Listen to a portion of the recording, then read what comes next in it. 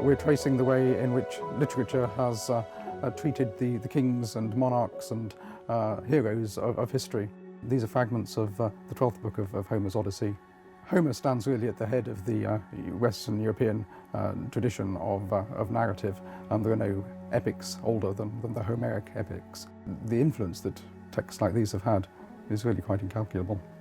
The Shahnameh is the story of the Persian kings from the ancient times to about the 7th century. Its 50,000 couplets make it the longest poem written by a single named author. But also because it was written in Persian at a time when Arabic had become the language current for literary composition in Persia. This is a manuscript of Dante's Divine Comedy. There are 3 parts of the poem: Inferno, the Purgatory, and the Paradiso. The poem is peopled by Dante with all sorts of characters, some almost contemporary with his own time in Italy at the end of the 13th, early 14th century Italy, some biblical figures, some historical figures, and some entirely mythical figures. This is the first folio of Shakespeare, the collection of his plays which was published soon after his death by his friends John Hemming and Henry Condell. Shakespeare died in 1616, 400 years ago this year, and the book was published in 1623, so only 7 years after his death. And it collects many plays which were never saw print in Shakespeare's lifetime, and it's the only available text for many of the plays of Shakespeare. If it hadn't been for the work of Hemmings and Condell in assembling this volume, so many plays which are at the peak of English literary tradition would simply not be known to us. More so than in many other of the objects which we're looking at in the literature case of the exhibition, Shakespeare's views and interpretations of his characters really have affected the way in which we now currently think of historical figures.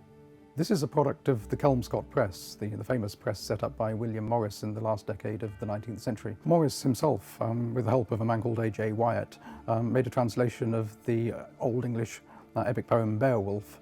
Beowulf was a hero from modern-day southern Sweden, a fictional figure.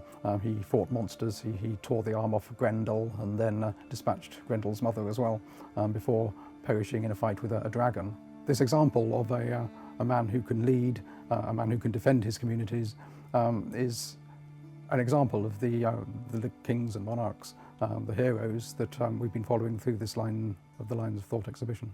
The interesting thing about this set of proofs is that it contains a lot of markings in manuscript made by Morris, almost in a dialogue with Wyatt, to argue about the points of the text. And there's a lovely piece here where he says, "I can't have all my best lines spoiled," because Wyatt is complaining that he's perhaps not following the literal translation sufficiently closely. Our line of thought, which we began with a papyrus fragment of Homer, leads right to the end of the 20th century now with Cambridge-educated novelist Margaret Drabble. We've chosen this novel, The Gates of Ivory, because in it Drabble sets her characters against the great sweep of history, and in particular the revolution in Cambodia in the 1970s. The University Library is actively acquiring the archives of literary authors because we know that they're going to be subjects of study in the years to come. The way in which novels and poems are created, the notes and drafts which are accumulated in the course of their writing are sources of scholarship in their own right.